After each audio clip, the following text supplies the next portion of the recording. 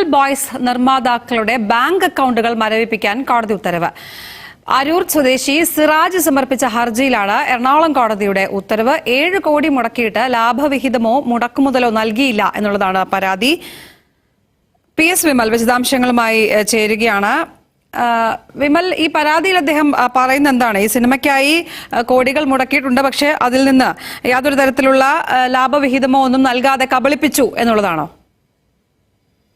തീർച്ചയായും തന്നെ 7 കോടി രൂപയാണ് താൻ മുടക്കിയതെന്നാണ് അരൂർ സ്വദേശി സിറാജ് വലിയത്തറ ഹമീദ് സമർപ്പിച്ച ഹർജിയിൽ പറയുന്നത്.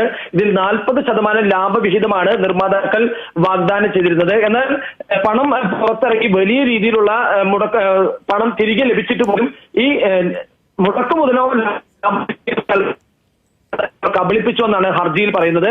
ആഗോളതലത്തിൽ ഇതുവരെ 220 കോടി രൂപ ചിത്രം കളക്ഷൻ നേടിയിട്ടുണ്ടെന്നും ഇതൊപ്പം തന്നെ OTT പ്ലാറ്റ്ഫോം മുഖേന ഏകദേശം 20 കോടി നൽകിയിട്ടുണ്ടെന്നും ഹർജിയിൽ പറയുന്നു. ഇതിൽ നിർമ്മാതാക്കൾ യാതൊരു തുകയും ചെലവാക്കിയിട്ടില്ലെന്നും 28 കോടി രൂപ ചെലവ് വരുമെന്ന് പറഞ്ഞാണ് 7 കോടി വാങ്ങിയതെന്നുമാണ് ഹർജിയിൽ പറയുന്നത്. ഈ ഹർജിയിലാണ് ഇപ്പോൾ പറവ ഫിലിംസിന്റെ 40 കോടി രൂപയുടെ അക്കൗണ്ട് മരവിപ്പിക്കാനായി എറണാകുളം സബ് കോടതി ഉത്തരവിട്ടിട്ടുള്ളത്. ഇടക്കാല ഉത്തരവാണ് ഇപ്പോൾ വന്നിട്ടുള്ളത്.